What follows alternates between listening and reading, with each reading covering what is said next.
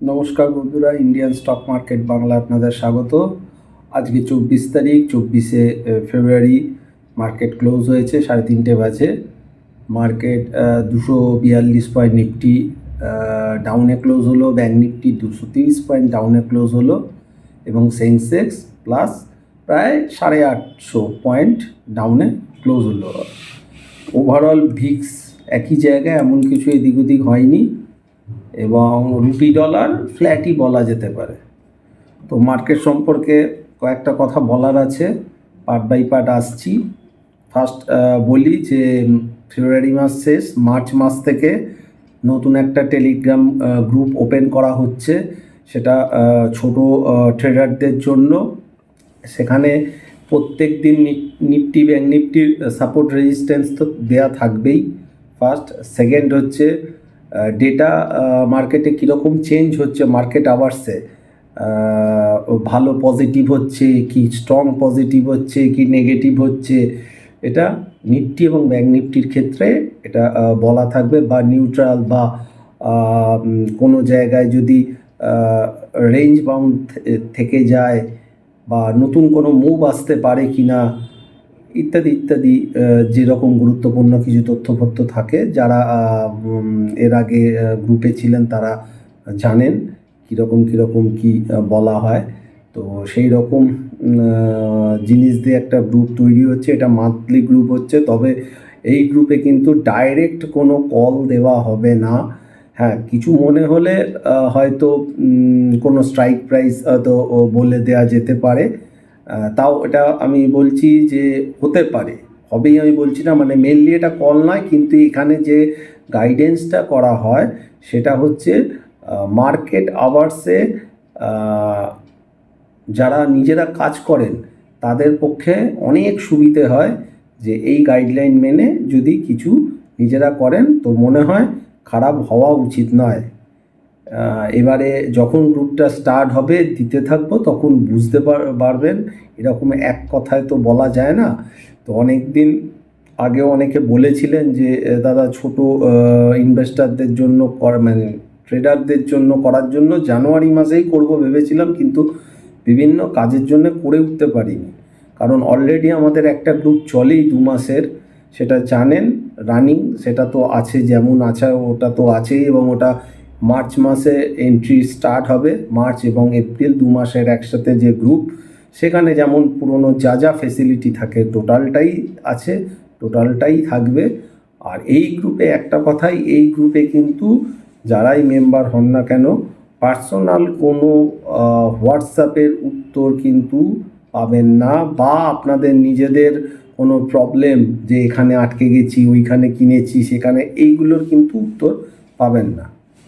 এইটা হচ্ছে পার্থক্য। এরপর মানে গ্রুপে থাকলে তখন বোঝা যাবে যে কী টাইপ, কীভাবে কী হচ্ছে না হচ্ছে। এটা এন্ট্রি আজকে 24 তারিখ, 25 কাল বাদ দিয়ে 26 তারিখ থেকে এন্ট্রি শুরু হচ্ছে। বোথ এন্ট্রি ভাবছি 26 তারিখ থেকেই স্টার্ট করে দেবো। অর্থাৎ 26 তারিখ মানে হচ্ছে শিবরাত্রির দিন, সেদিন আমাদের মার্কেট অফ আছে, বন্ধই আছে বলতে গেলে। তো যদি কারোর মনে হয় যোগাযোগ করতে পারেন, হোয়াটসঅ্যাপ করবেন, ফোন করবেন না, হোয়াটসঅ্যাপ করবেন, কারণ ডিটেলসটা আমি বলেই দিলাম। হোয়াটসঅ্যাপ করবেন, একটাই নাম্বার 9123952178। এছাড়াও যে থাম্বনেল আছে, থাম্বনেলেও নাম্বারটা দেওয়া আছে। হোয়াটসঅ্যাপ করবেন, হোয়াটসঅ্যাপেই যোগাযোগ করে নেবেন। এটা গেল নতুন টেলিগ্রাম যে গ্রুপ শুরু হবে তার অ্যানাউন্সমেন্ট। এবার আসি মার্কেট সম্পর্কে। যে কয়েকদিন আগেই গ্রুপে, যেটা আমাদের পেড টেলিগ্রাম গ্রুপ ছিল, সেখানেও বলা ছিল, সম্ভবত 18 কি 19শে ফেব্রুয়ারি হয়তো বলা ছিল যে নিফটির টার্গেট 22,500 থেকে 550, তখন সম্ভবত 22,900 প্লাস চলছিল। এবং প্রত্যেক দিন যেটা আমরা দেখছিলাম, প্রত্যেক দিন ওপরে খুলছে, নিচে ফেলছে, নিচে খুলছে, ওপরে তুলে দিচ্ছে, এত ভোলাটিলিটি হচ্ছে, কিন্তু দিনের শেষে 20 পয়েন্ট, 50 পয়েন্ট, 30 পয়েন্টের এদিক ওদিক হচ্ছিল। কিন্তু তখনও বারবার দেখা যাচ্ছিল যে 22,800 একটা খুব স্ট্রং জায়গা। কিন্তু আমি বারবার একটা কথাই বলেছিলাম যে 22,800 নয়, 22,700 নিচে যদি যায় তাহলে কিন্তু 500-550 দেখিয়ে দেবে। এবং শুধু তাই নয়, এও তার সাথে বলেছি যে দেখবেন এই যে 800টা বারবার মানে নক করছে, এই বারবার নক করাটা ভালো ব্যাপার নয়। অনেকে বলছিলেন যে এটা এখানে বটম হয়ে যাচ্ছে, ওই জন্য এখানে ভোলাটিলিটি হচ্ছে। এটা ঠিক, বটম হওয়ার সময় ভোলাটিলিটি হয়, কিন্তু একই জায়গায় নকের আরও কিছু কিছু নিয়ম আছে। সেই নিয়ম অনুযায়ী পরিষ্কার বোঝা যাচ্ছিল যে এইটা আর থাকবে না। এটা বহুবার ভিডিওতে বলেছি, যারা পুরনো পুরনো মানে লাস্ট 1 সপ্তাহ ধরেও 1.5 সপ্তাহ ধরেও ভিডিও দেখেছেন তারাও জানেন যে বারবার বলেছি যে এই এতবার নকিং হচ্ছে এবং কিছু কিছু ভাবে নক হচ্ছে, সেই নকটা কিন্তু থাকে না, ভাঙবে। এবং তার সাথে এটাও বলা ছিল যে দেখবেন যদি কেউ ভেবে থাকে যে আমি ওই 800 ভাঙবো বা 750 ভাঙবো তারপর আমি শর্ট করবো 22,500 বা 550-এর জন্য, তাদের কিন্তু করতে দেবে না, একদিনেই ফিগারটা নিয়ে চলে আসবে। দেখুন আজকে তাই হয়েছে। এইগুলো কি, এগুলো কোনো টেকনিক্যাল পার্ট নয়, এগুলো অভিজ্ঞতা, অতীতে বহুবার মার্কেট এরকমই কাজ করে। সাধারণত মার্কেট পয়সা কখনো দিতে চায় না, এবং হয়তো এখন অনেকেই বুঝতে পারছেন যে এই মার্কেটে টাকা রোজগার করা কিন্তু সবথেকে টাফ কাজ। অনেকে হয়তো আগে ভাবতেন যে প্রত্যেক দিন মার্কেট যখন বাড়ছিল যে এটিএম কার্ড সকালবেলা গেলাম, একদম এটিএম কার্ড ঢুকিয়ে দিলাম, টাকা নিলাম, বেরিয়ে গেলাম। ব্যাপারটা কিন্তু তা নয়, খুব টাফ। তো মার্কেট এখন টাফ, এই রকম সব কিছু নিয়েই চলবে বাজার। বাউন্সও আসবে, এটা নয় যে বাউন্স আসবে না। যখন মনে হবে যে আর মনে হয় মার্কেট শেষ, আরও চলে যাবে, দেখবেন একটা বড় সড়ো বাউন্স দিয়ে দেবে। সেটা কখন আসবে, কী আসবে দেখতে পাবেন। আর কিছু কিছু তো এখন ডেট বলেও দিই যে এই ডেটগুলো একটু সাবধানতা অবলম্বন করা উচিত, সেটা তো গ্রুপে মাসের প্রথমের দিকেই প্রায় বলে দিই, আর আপনাদের এখানে টাইম টু টাইম আস্তে আস্তে বলি। তো দেখবেন বাউন্স আসবে, বাউন্সেরও জায়গা আছে। তার মানে একটা কথা বলতে পারি যে যদি বাউন্স এসেও যায় তাহলে ভাববেন না এটাই লো হয়ে গেছে। এই জিনিসটা মাথায় রাখবেন, লো কিন্তু হওয়া এখনও বাকি আছে, কিন্তু এর সাথে সাথে বাউন্সও আসবে। এবং বাউন্সগুলো দেখে মনে হবে যেন মানে বেশ ভয়ঙ্কর টাইপ বাউন্স।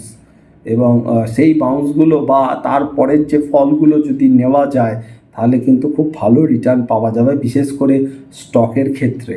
আজকে মার্কেট এত পড়ে আছে, তার মধ্যেও কিন্তু কিছু ইন্ডিভিজুয়াল স্টক ভালো প্লাসে আছে, বিশেষ করে অটো সেক্টর, কিছু এফএমসিজি, ফার্মা আছে। তো এগুলো দেখে দেখে করতে হবে। আজকে যেটা বাড়ছে কালকেও সেটাই যে বাড়বে এরকম কোনো ব্যাপার নয়। ওই জন্য এখন খুব সতর্ক হিসাবে কাজ করতে হবে। এই ফেজটা যারা যারা টিকে যাবে, এই ফেজটা মানে সেই ফেজটা হয়তো 6 মাসও হতে পারে, 1 বছর হতে পারে, 2 মাসও হতে পারে। এই ফেজটা যারা টিকে যাবে তারা কিন্তু মার্কেটে অনেক কিছু বুঝে যাবে এবং ভবিষ্যতে তাদের মার্কেটে কাজ করতে অনেক সুবিধে হবে। ওই জন্য আমার মনে হয় অযথা প্যানিক করবেন না, কিছু কমন সেন্স খাটান, তাহলে হয়তো অনেক কিছু বিপদের হাত থেকে নিজেরাই বাঁচতে পারবেন। এবার আসি নিফটির একখানা মার্চ মাসে মাঝে মাঝে যে নিফটি 50 মানে 50টা স্টক নিয়ে নিফটিটা তৈরি হয়, সেই 50টা স্টকের মধ্যে রিসাফেল হয়, অর্থাৎ কিছু স্টক ঢোকে, আবার তার এগেনস্টে কিছু স্টক বেরিয়ে যায়। তো আমরা সাধারণত কি জানি যে যে কোম্পানির ফান্ডামেন্টাল খুব ভালো, পি রেশিও ইত্যাদি ইত্যাদি সবই ভালো, সেগুলোই নিফটির মধ্যে ঢোকে। অর্থাৎ আমরা যদি কেউ ফান্ডামেন্টাল না বুঝি তাহলে আমরা চোখ বন্ধ করে নিফটি 50 স্টকগুলো যদি পিক করে কিনতে পারি তাহলে আমরা 100% শিওর যে ওগুলো ফান্ডামেন্টাল খুব ভালো। এই হিসাবে এটা স্ক্যানটা করে সেবি আদার্স জায়গা থেকে স্ক্যান করে মানে সব থেকে বেস্ট 50টা স্টক নিয়ে নিফটির 50টা স্টক হয়। সেখানে মার্চ মাসে, প্রতি মাসে যদিও চেঞ্জ হয় না, মাঝে মাঝে চেঞ্জ হয়। তো মার্চ মাসের এন্ডে দুটো স্টক আমাদের বেরিয়ে যাচ্ছে নিফটি থেকে। সেটা হচ্ছে ব্রিটানিয়া, যার পি হচ্ছে 45, খুব ভালো কোম্পানি, এবং পি হিসাবে এমন কিছুই নয় সেটাকে বার করে দেওয়া হচ্ছে। এবং বিপিসিএল, যেটা আমরা সবাই জানি, এটারও P7, এটাও খুব ভালো কোম্পানি, বহুদিন ধরে নিফটিতে আছে। এই দুটো স্টককে কিন্তু নিফটি থেকে বার করে দেওয়া হচ্ছে। এই নিফটি থেকে বার করে দেওয়া হলে বাইরের কিছু কিছু বড় বড় মিউচুয়াল ফান্ড আছে, ফরেন মিউচুয়াল ফান্ড, তারা আবার কিছু বিক্রি বাট্টার ব্যাপার স্যাপার থেকে যায়। অবশ্য যদিও তাদের কাছে খবর আগে থেকেই থাকে, তাদের ম্যানেজ করতে হয়। কারণ কেউ যদি লার্জ ক্যাপ ফান্ডে ইনভেস্ট করে থাকে বা নিফটি 50-র ফান্ডে ইনভেস্ট করে থাকে, তাহলে এই দুটো স্টকে যে পার্টটা ইনভেস্ট করা আছে সেইটাকে বার করে নেয়, এটা নিয়ম। তো যাই হোক, কিন্তু এর ফল ম্যাক্সিমাম দেখা যায় কি, যারা নিফটি থেকে বেরিয়ে যায় তাদের কিন্তু দাম বাড়ে। দাম পড়া উচিত, কিন্তু তাদের দাম বাড়ে, এটা কিন্তু প্রায়ই দেখা যায়। মানে এর সাকসেস রেশিও বলা যায় 90%। বেরিয়ে গেলে তার দাম বাড়ে। এর এগেনস্টে কারা দুজন ঢুকছে, তার মানে দুজনকে যখন বার করছে, নিশ্চয়ই তার থেকে ভালো কোনো দুটো শেয়ারই ঢোকা উচিত পারফরমেন্স বা কোম্পানির ফান্ডামেন্টাল হিসেবে। সেখানে দুটো স্টক ঢুকছে। একটা ঢুকছে জোম্যাটো, যার P300, এবং সেকেন্ডটা ঢুকছে জিও ফিনান্স, যার P91। তো এই দুটো স্টক নতুন নিফটি 50-র অংশ হবে। পার্সেন্টেজ কত হবে এখনও জানি না, কিন্তু আমার অবাক লাগছে যে এই দুটো শেয়ার কি করে রিপ্লেস হতে পারে ব্রিটানিয়া এবং বিপিসিএলের এগেনস্টে। আমি জানি না, আমার মানে বোঝার বাইরে। হয়তো আপনারা যারা দেখছেন হয়তো তারা হয়তো জানেন কিছু, তারা লিখতে পারেন যে কেন এরকম হলো। আমি জানি না, আমার সূক্ষ্ম বুদ্ধি বা যেটুকুনি মাথায় আসে, এরকম একখানা অদ্ভুত রিপ্লেস কী করে হলো বুঝতে পারছি না। যাই হোক, হতে পারে। যাই হোক, এটা যে হয়েছে সেটা আপনাদের কাছে জানালাম। যদিও টেলিগ্রাম সেখানে সম্ভবত গতকাল কি পরশু দিনই হয়তো এটা আমি বলে দিয়েছিলাম, ভিডিওতে বলিনি কালকে, এটা বললাম। এটা নজর রাখতে পারেন। অর্থাৎ নিফটিতে যারা ঢোকে তারা কিন্তু সাধারণত 90% পড়ে। অর্থাৎ জোম্যাটো এবং জিও ফিনান্স কিন্তু আরও পড়ার সম্ভাবনা থাকে। এটা রিভার্স ব্যাপারটা, কিন্তু এটা 90% এরকমই দেখা গেছে। আর যারা নিফটি থেকে বেরিয়ে যায় তাদের দামটা বেড়ে যায় কিছু দিনের জন্য। তো এইটা মোটামুটি গেল।